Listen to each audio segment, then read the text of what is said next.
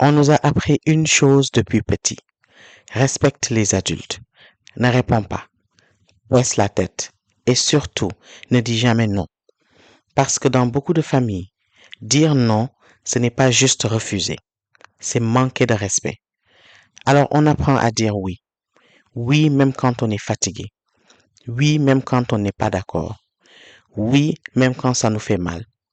On dit oui pour éviter les problèmes. Mais avec le temps, une question commence à grandir. Est-ce que c'est du respect ou est-ce que c'est de la peur? Parce que le respect, ça ne doit pas faire peur.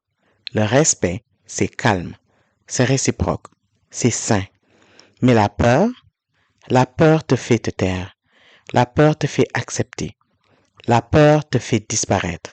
Dans certaines familles, on ne parle pas, on écoute, on obéit et on garde tout à l'intérieur. Tu veux dire quelque chose? On te dit tu es encore petit. Tu ne comprends pas. C'est comme ça. Alors tu te tais. Encore et encore. Et les années passent. Tu grandis. Mais à l'intérieur, tu es toujours cette personne qui n'ose pas dire non. Même adulte, même indépendant, même loin de ta famille. Quelqu'un te demande quelque chose, tu hésites.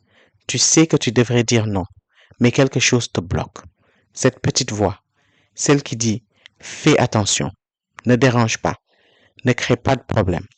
Et sans t'en rendre compte, tu continues. Tu dis oui, encore et encore. Mais chaque oui a un prix.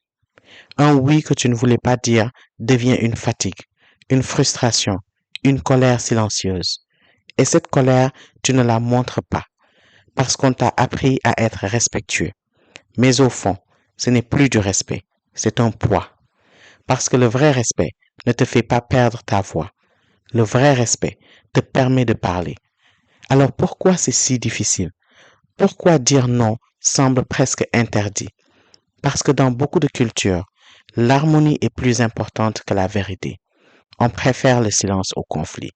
On préfère la paix, même si elle est fausse. Mais à quel prix?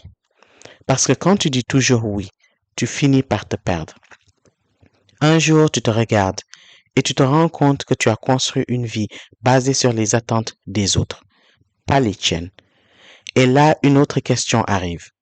Est-ce que j'ai vécu ma vie ou celle que les autres voulaient?